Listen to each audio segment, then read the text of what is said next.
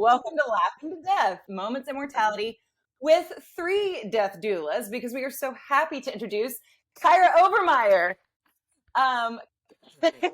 One.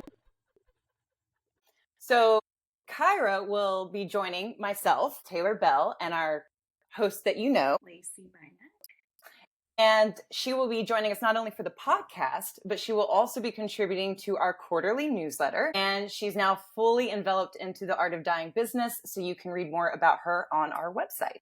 So, Kyra, if you will tell the audience where you're from and how you got into death work. Yes, hi everybody. So originally I am from Texas, which is how we had the pleasure of meeting each other. I moved to just outside of Philadelphia in Conshohocken, which is Lenape land. And I've lived here for almost 8 years, which is wild. How I got into death work, I could say simply that I had all of these defining death moments in my life leading up to the point where I started training. And I didn't know that it was going to end up in this space, but I'm so grateful to find it and to be here. And the more work I do with people, the more studies I do, the more I watch about our mortality and death, the more I feel just so compelled to continue this work and to educate and to advocate and just be a part of the conversation. So yeah, that's kind of that in a nutshell. So now that there's 3 of us, we're really going to focus on sharing these moments in mortality that we experience in regards to our work and observations we have and epiphanies and just kind of personal things that we want to share with each other and with y'all. And so I guess without further ado, Lacy, do you want to kick us off? Sure. I have been the last few months not working with clients very much. And that is part of the nature of this work, tends to be a lot of ebb and flow. And I think that just from knowing other death doulas that are practicing, like that's very common. It's actually, I think, one of those situations where it's like, oh, you're right where you need to be. So for me, that has been just getting more involved in the community here. And the way that that has shown up for me is through these events. It's called Malama na Kapuna, which means caring for the elders. And what we do are events every month in different neighborhoods. We are not only serving the kapuna in that neighborhood, we're also collecting donations of food and bringing together people in that particular neighborhood to put that event together. So there's a lot of networking that goes on. It will be at usually a community center, and there is a meal that's all homemade from a lot of different volunteers. All of it is made with locally grown seasonal food. Also, there will be people that have donated like canes or, clothes that we give away. There's someone that runs a table that is plant medicine to help support the health journey of the kapuna and educate them. But we also bring in like traditional Hawaiian chanting and the kumu, the teachers, they blow the pu, which is the bamboo horn in all 4 directions. And there's all of these really neat traditions that are brought in. And it's all just to honor the elders and to love on them. We sit down with them and we listen to their stories and hear what's going on with them and try to plug them in with resources. And it's just really beautiful. And in volunteering for that, I've gotten to learn all of these things, like how to work with the tea leaves and how to prepare some of these foods. And there's so much there that is just like keeping me really excited and inspired and getting me plugged into the community and meeting a lot of people that's also important to them. And so I really enjoyed it. And they asked me to become a co-host, which means that now I'll be participating more in the chanting and leading some of the cultural stuff, which I just straight up asked the woman who invited me to do that. I said, is that okay for me to do? Like, I've been very careful about not overstepping here. And I said, as a Haole, as a white person, am I allowed to do that? Is that okay? And she was like, yeah, you have immersed yourself and embraced this culture and like the heart of what we're doing here. And that has been a big part of my goal since I moved here, is to be a respectful guest of the land and to just kind of watch and listen and not come in guns blazing like, I'm a death doula. Let me help you. Like, especially the native people here. So it's been sort of an unexpected way for me to, I think, be right where I need to be. Also, I just really like guns blazing death doula. That's special. Good call not coming into Hawaii hot like that. Yeah. Pew, pew, pew, pew, pew. But it is interesting to me that that was something you were so aware of moving there, and kind of how do I even put a path forward for death work here when I'm an outsider. Mm-hmm. And so it's almost like that work couldn't come first. This is happening first. Right. Mm-hmm. It's amazing. That needs to be everywhere. Yeah, I agree. And it's growing. They're actually setting up permanent teams in each neighborhood so that these can happen more frequently. And I think you're right, Taylor. It's like a way of building trust in the community, like people knowing me and knowing coming from a place of authenticity and love and like wanting dignity for the elders here and everywhere. Like that's really important to me. I think we talk about that a lot. People ask, is the work that you do so sad? How do you do this kind of work? It must be just so depressing or whatever.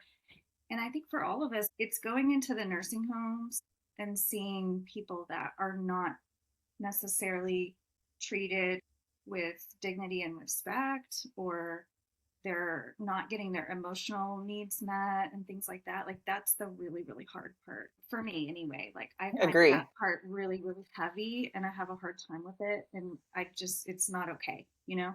So yeah, I think that's important to all of us. And I've enjoyed like doing something very tangible.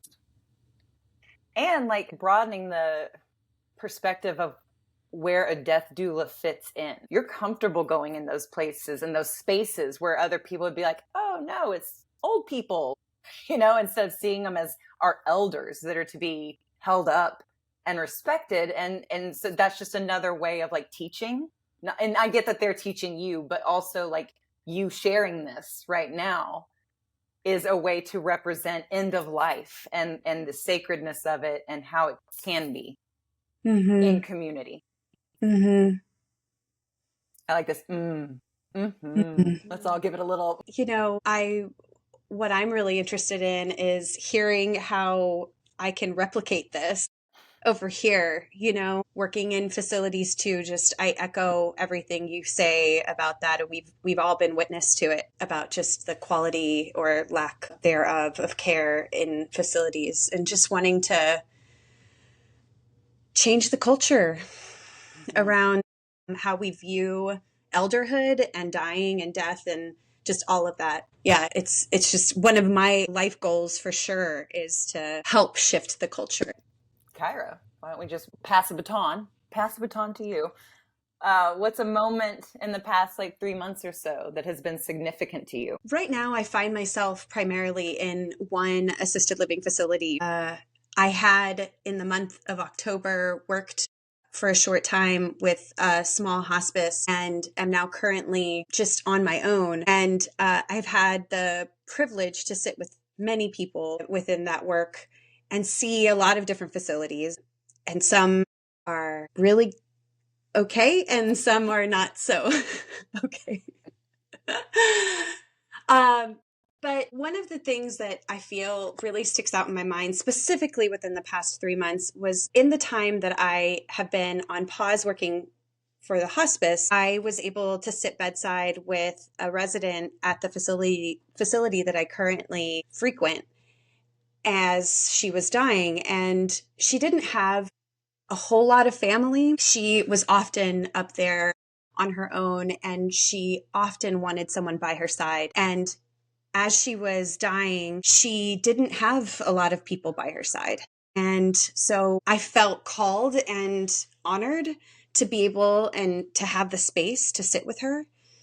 It was really beautiful to be by her side and to hold this sort of space. And I hope that within that space, she could feel some level of comfort in her laboring out of this life. But one thing that I have to share that I thought was kind of funny but poignant was a couple of nights before she died, I had a dream. And she was in my dream. And I told Taylor about this, but she came to me and said, I need roadside assistance. And I was like, I'm here for you. I'm coming. And the next day, I had been reading this book called Deathing. And there was a practical part in the book about how we can sort of bring our mind to potentially a meditative space of ease. And so I was reading this to her she wasn't responsive, but I was just, picking out little passages to bring, hopefully, a space of, again, just ease and comfort in any sort of way. And, the next day I heard that she died, and I felt like that, I don't know, again, it was just, I felt really privileged to be able to offer anything to her in her time, and to be there and to be a person, to be a witness as she left this life. And so that was a really significant time for me within the past 3 months specifically. It's interesting to me because we often hear how the person dying you say things that kind of, it's imagery that's parallel to death. Like we got to get the check from the restaurant. I got to get the check. I got to go. But going on a trip. Right. And yet it makes sense because, again, you're a death doula, but that in your dream, she spoke in that way of like, I need roadside assistance to get where it was I'm so going. Specific. Like, it's me. I'm here. I'm right by sweet. your side. I got you. Yeah. Yeah. Yeah. It really was. I mean, I feel like there's a reason why it was that specific phrase, and it's sticking with me. And I feel like it'll come back again at some point. I'm like, this is an important piece to this, but it's also just in line with everything. And we are roadside assistants, Yeah, I'm glad you brought that point up, Taylor, about the analogies that are almost more like practical things that are aligning. It's the same sensation maybe with what's happening in the transition. And thinking about what roadside assistance would mean is like, I'm trying to get somewhere, but I'm stuck. And like, I need something to help, like, get me back on track. And it sounds like you really used your intuition, Kyra, to ascertain what that might be, and maybe sensed that there was like a peace of mind that needed to be attended to. And when you're working with somebody that is not conscious, listening and being open to inspiration or your intuition about what needs to be said or what needs to be attended to in those times. And I think we all have the ability to do that. Yeah. She in the last little bit of her life, at least in the span that I knew her, she was in a memory care wing of this facility, and she was sad a lot, and she was worried about things a lot, and like worried about her mom. And this woman was in her 90s. Her mom had died many years prior to her coming to the facility, but she was talking about, getting back home to her mom and where's her purse, and she's dependent on, and just always very worried, and I think knowing this about her, and she would even laugh, she would, in these kind of moments of clarity, she would say, I can't not worry about this stuff, and I'd be like, I know, but I think that having this knowledge of her in this space before she died helped me in serving her in the best way that I knew how, in the best way that I think she could receive it. And just being tender and gentle around that knowledge, and telling her that it's okay and that she doesn't have to be worried anymore, and I think her coming to me in my dream was that last little bit of like kind of getting her over the hump of not being able to kind of let go. She was like holding on for a while. She was sort of in this active state for longer than what most people thought she would hang on for. And so I was just like right by her side, it's okay. It's okay. You got this. You know how to do this. You can do this, Yeah, she finally let go of the worry. The clinging. Yeah. I know we all can feel like imposter syndrome and stuff with this work, when really it's just so true that what people seem to need at the end of their life, especially, is just somebody to say, it's okay. Like, it's okay. Where you're going's okay. We'll be okay. This is okay. This is all like a natural part of the living process.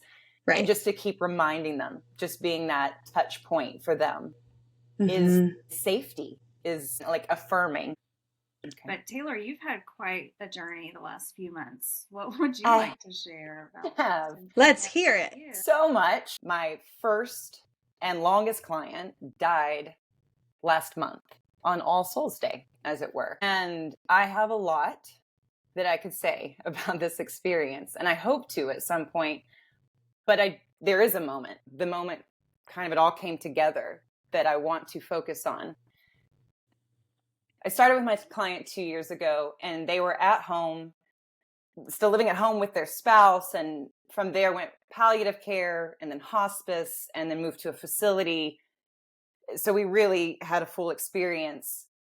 But when I started with them, I didn't know what I was getting into. I didn't really, that imposter syndrome kind of feeling was there. And all I knew, and we filled out some of it. And then every few months, we would just keep looking at it as things progressed, as she got on palliative care and then went on to hospice, and we filled out more and we changed things. But as we got closer to her dying, I worried, like, again, do I know what I'm doing? Did we really cross our T's and dot our I's? And am I prepared for this next phase? And I was. I'm going to get emotional, but it was just, I got to see like all this time spent together and all this planning and all these conversations that were fostered, like it worked.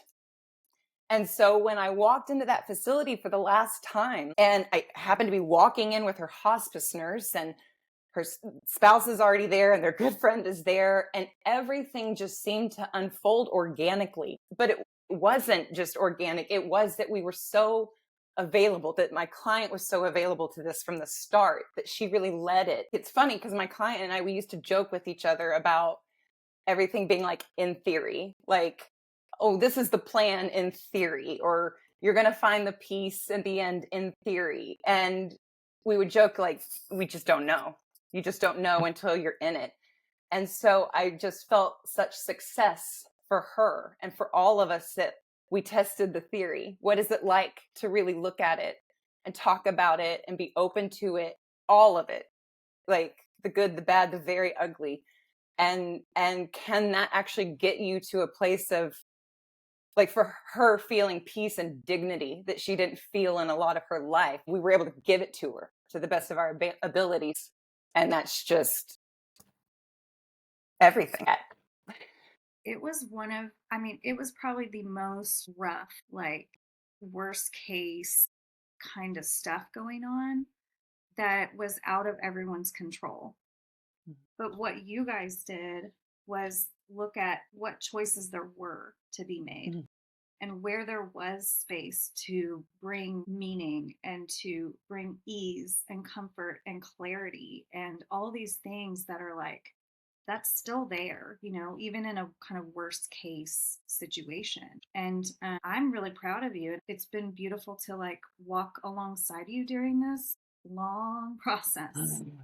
So I just want to commend you for the work that you did, and then for sharing what you've learned along the way with us too. And there's a lot more we could say about this whole thing. Definitely. I'm sure it was hard for you to even pick one thing because it's been so multifaceted and such a growth experience. So, to say the very least, yes. for now. I have been in awe of this process and how things came together at the end, and even now your relationship with their partner and what you are looking towards in the future in helping with the grieving process and ceremony and ritual. It's just all so beautiful. It's kind of this like perfect example of a lot of the things that we're here for. Okay, so now we're going to do a new thing while we wrap up our episode, which is that we'll take turns posing a question, a fun question to each other. So Kyra is going to ask the first one. Yes. Okay. So this question was taken from a volunteer gathering for the Order of the Good Death. And the question was asked as an icebreaker. If something was to be used to summon your spirit after you've died by the living, what would that thing be? And you could say why if you wanted to, but you could also just leave it at what that thing would be, whatever it is. An object or any kind of anything tool? anything. I know it's very open-ended. I immediately have my answer. Taylor, go. Let's hear it. They would need to pick out a song very specifically, and they would have to have, for the entirety of the song, a full-on dance party. Like by themselves, but like they need to give themselves over to that dance fully, and then I will arrive. Summoning the spirit. Okay, I was thinking about this, and I have an answer and then a little antidote as well. Anecdote? Anecdote. Okay, my answer is similar in that it involves music or melody. Mine would be to summon me. I think someone would need to be outside, like around the trees or looking at trees and humming a song. Because humming for me is such a part of me. I'm always humming. I'm kind of known for that. And I come from a long line of hummers on my mom's side. My mom, my grandmother, my grandfather. Nice. So I feel like that would sort of like pull me in.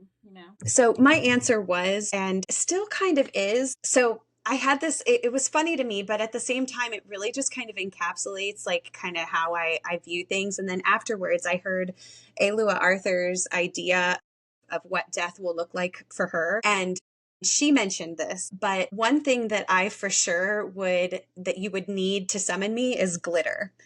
Absolutely 100%. And it can't be like cheapo glitter. But when I think about it, right? And Lacy, you mentioned being outside, and I love that. And having a fire, like having, a chimenea, being outside, and then maybe some eco-friendly glitter, and you just like blow it into the fire, and then all of a sudden I'm like, hey. Yes, I love like that. From the glitter cloud, you emerge. Formed out of the glitter.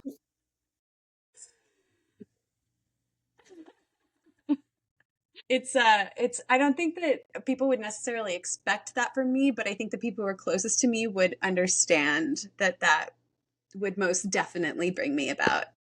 I love it. Our answers are very us. For anybody listening, we would love to hear your answers too. Oh yeah. In the YouTube. Definitely. Mm-hmm. It's a great thing to think about. Yeah. Yes. Summoning. Let's think about it. So we still don't have a way to sign off. So we're just going to say, bye, real enthusiasts. Bye. Thank you for watching.